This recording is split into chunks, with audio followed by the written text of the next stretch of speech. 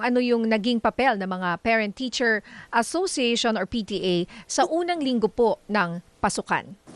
Well, ma'am, to tell you honestly, it is our advocacy being in the National PTA na sa kada mag-uumpisa ang ating taunang pagsisimula ng klase, kami po ay kaagapay ng ating mga local PTA sa bawat paaralan, considering na ang National PTA po ay binubuo ng 18 rehiyon ng ating bansa. So tumutulong po tayo bilang preparasyon para sa paghahanda ng klase, pag-aayos ng kapaligiran ng mga classroom, peace and order, komunikasyon sa ating mga local officials, nang sa ganoon maging matagumpay ang ating pagsisimula ng bawat taon ng pagkaklase ng ating mga bata. Opo. Sir Bien, good morning. This is Mix Bustos po, no? Especially na napapanahon talaga ngayon with the issue also ng mga student athletes that passed away. Hindi ko naman siya directly na kinokonekta, no? Pero at the same time, syempre importante pa rin yung communication, yung collaboration ng eskwela, ng eskwelahan at mga magulang. More so ngayon, gano'n na po ito mas importante? Especially papasok na po tayo ng eskwelahan ulit. So napakahalaga, sir, na ang ating magulang at ang paaralan at ang mga guro, ang komunidad ay merong isang aktibong partisipasyon sa bawat isa. Nakikita naman natin na hindi lingid sa ating kaalaman at ito ay lagi bata pa tayo sinasabi na ang paaralan ay hindi orphanage. Hindi ito orphanage na ang ating pamilya, ang ating mga anak ay dadalhin lang natin sa paaralan at pababayaan na natin sa paaralan ang paglilinang para sa kanila. Sa panahon ngayon, sir, napakahalaga ang role ng magulang para sa paghubog ng kaalaman at tagumpay ng bata sa pakikipagtulungan sa paaralan. Yun yung binibigyan namin ng strong emphasis na i-guide natin ang mga bata hanggang sa kanilang pag-aaral. Hindi lang basta natin tinuruan ng ABCD sa paaralan, sa tahanan, and then ibinigay sa paaralan, wala na. Paano, sir? Paano, sir? Mga practical examples ngayon na napapanahon na pag-uwi galing sa eskwela, dapat nasusundan din ng magulang. At yung turo din ng magulang, na-apply ng bata sa eskwelahan, sir. Napakahalaga po nun, sir. Sabi ko nga, na pagkagaling sa paaralan, hindi naman natatapos din ang role ng magulang na naturuan ng paaralan ng bata.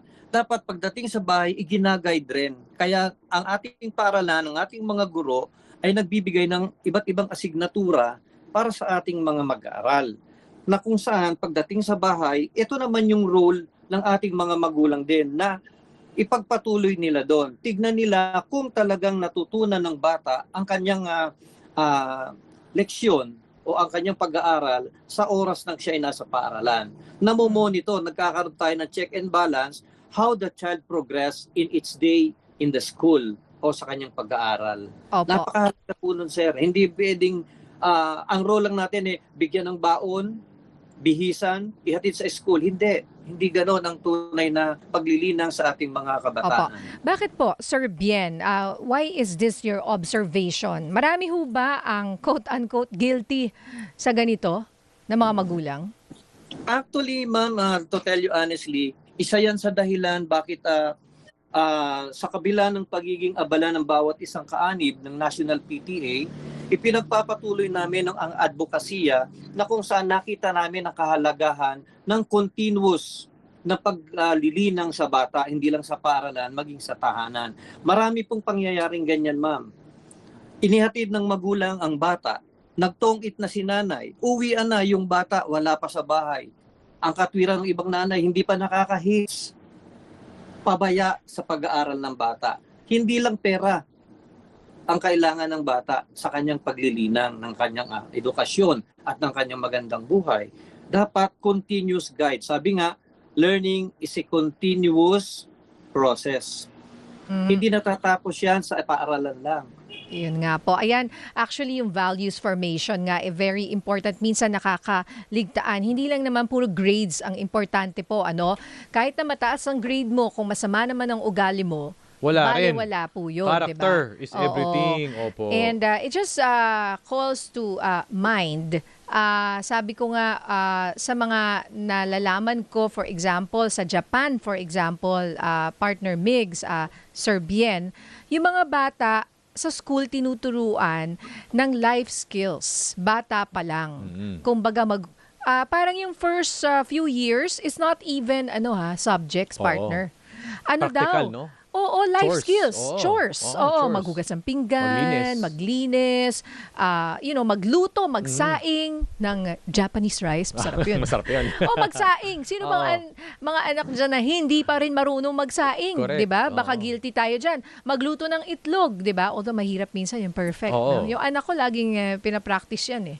Oo, Kailangan perfect. hindi Sunny side up. masira. Oo, Oo. Yung mga simpleng mga bagay po na ganyan. Kasi sabi nga nila, pag marunong ka ng chores, ay mas magiging mabuting tao ka in general, Serbian. Yes, ma'am. I agree on that premise na sinabi niyo po because I do believe in the Bible, nasa scripture yan. Diba? Sabi nga, train up a child in the way he should go and when he is old, he will not depart from it. Napakahalaga po ng matutunan ng isang bata ang life skill from the early stage of ng buhay niya. Bakit? Hindi po tayo nakakasiguro sa takbo ng buhay. Hindi natin alam, ngayon malusog tayo, kasama natin ang magulang natin, bukas hindi na. 'Di ba?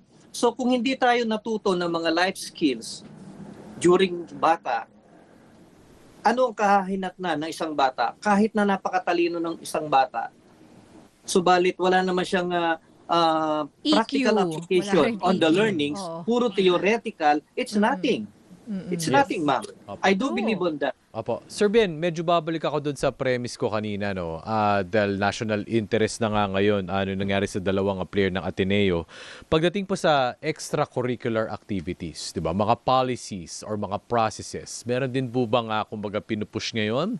Or baka na-timing na naipush ng inyo pong hanay, National Parent-Teacher Association, na ay talagang may implement po siya para lang din sa safety and protection for both parties, for both sides? Actually, I will answer you straight and categorically, sir. Yes, sir. I'm also an athlete.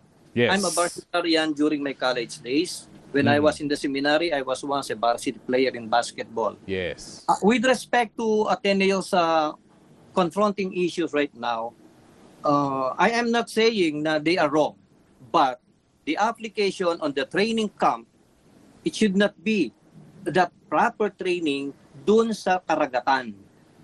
Ginawa rin po namin yan, sir, being an athlete. I am a 5'10 in height basketball player. Yes. And during my time, malaki na ako. Sentro ka nun, sir. Yeah, I Yes. play number 5. Para sa Pilipino di ba? 5'10 Oo, Serbian. correct. Oo.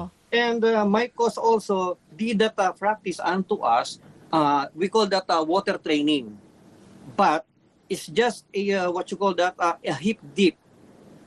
The purpose of that is to enhance yung leaping and rebounding ability ng isang player.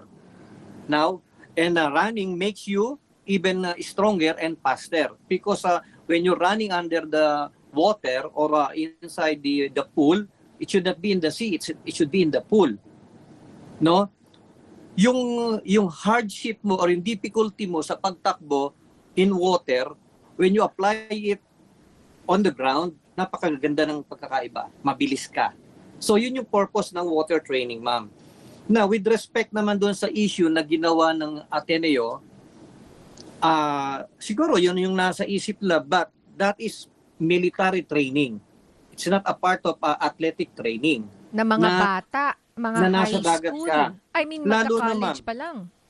Yes, ma'am. Lalo na po yung ginawa nila, it has been practiced nila doon sa karagatan na yon, hindi lang ngayong taon na to, for so many years ginagawa nila yan doon. Now, the problem is, tinanong ba nila yung mga player nila kung lahat ay talagang proficient in swimming? Hindi. 'Di ba? Kasi kasama na doon, ma'am, with all due respect sa Ateneo, kasama na rin sigurado doon yung relax and leisure nila. Opo. Diba? Opo. R&R nila yon, rest and recreation nila yon. So it's not a purely athletic training. So I keep following Baterbonia, just to mention the name, Baterbonia. I keep watching him playing sa palarong pambansa, and I admire the guy. High leaper, dunker, scorer, dribbler. He possesses the potentiality of being a better athlete in the future. So, hindi pwedeng sasabihin nila aksidente yun eh. There is a negligence on their end. So now, lessons learned, it is a wake-up call unto us and to the government na dapat i-refrain natin yung mga ganong training na hindi direktang alam ng mga magulang yung gagawin ng mga bata. Kasi merong future na ibinibuild yung bata. And then all of a sudden, mawawala lang, masasayang. At the age of 19, a very potential player si Baterbonia. Okay. And the other guy, he's a Divine. Divine, ideally. Adili. Yes, Adili. Opo.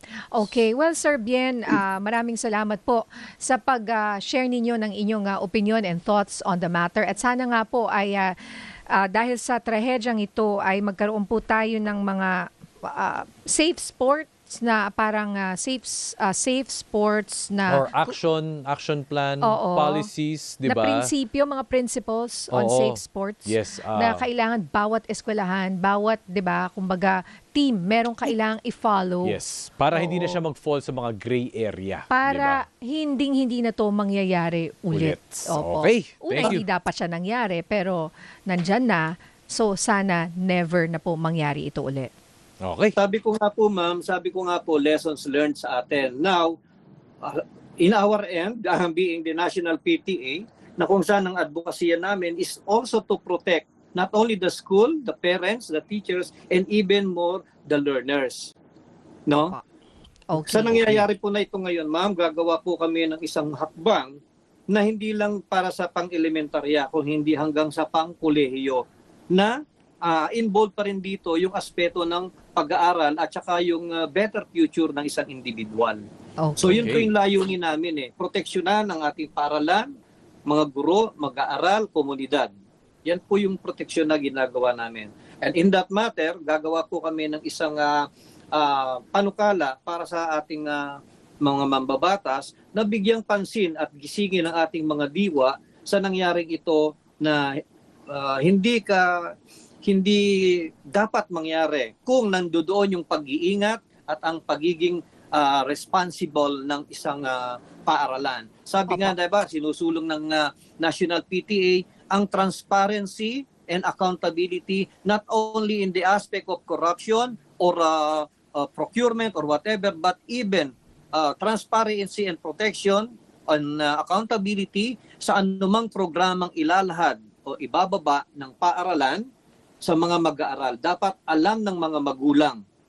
Meron silang nakalatag na mga action plan, training designs, at saka yung transparency doon sa purpose na gagawin. Hindi yung ganyan. Opo. Hindi kami ma'am naniniwala na that is purely training. Opo. Hindi po. Opo. Opo. Opo. Okay. So, kailangan nga po ng more explanation, or at least man lang may mukha na nagsasalita na napapakinggan at nakikita ng mga kababayan natin. Pero Sir Bien Aspile, Chairman ng National Parent-Teacher Association, Luzon Chapter, maraming salamat po sa inyo. Thank you, sir. Maraming salamat po ma'am sa pagkakataon na sana panawagan namin sa ating mga paaralan, sa ating pamahalaan, isulong po natin, tulungan po natin na ipasa na sa batas yung panukala namin na ibalik sa PTCA ang ating mga samahan sa Opo, bawat opo. paaralan. Hindi lang po pang 2 o 3 taon, kung hindi a minimum at least 20 years or for life. Kasi nga parents, Opo, teachers, opo. and community Opo. association, Opo. Opo. dati pong nandiyan na yan, biglang Yes po. nawala. So we must involve the community. Opo. Okay. Thank you. Maraming salamat po, Sir Bien. Pasensya na po. Naubusan na po tayo ng oras. Sa ulitin po, maraming po salamat, Sir Bien Aspile. Thank you. Thank you, sir. Thank you, sir.